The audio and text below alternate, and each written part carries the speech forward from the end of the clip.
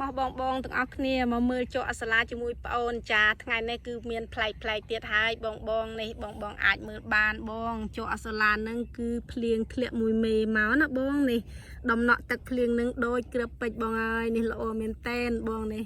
ហើយបងដែលចិញ្ចឹមសត្វមឿនទាបង្គាបង្កងអីណាបងអាចកំងពូចុះអសាឡាពីខាងប្អូននឹងយកទៅធ្វើជាចំណីបានណាបងពូអីចុះខាងប្អូននឹងគឺលក់ជូនបងតម្លៃ1គីឡូត្រឹមតែ 3,000 រៀលតែប៉ុណ្ណោះបើសិនតែបងកំងច្រើនខាងប្អូនមានព្រីតម្លៃចុះជូនទៀតណាបង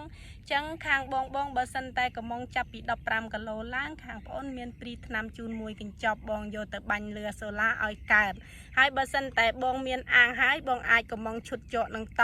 នឹងជីបងច្រឡំមើលបើសិនតែបងអត់ទាន់មានអាងបងអាចកំងជាឈុតបងខាងប្អូនហ្នឹងគឺមានរៀបចំជាឈុតជូនច្រើនណាបងសម្រាប់ឈុតនីមួយបងចង់បាន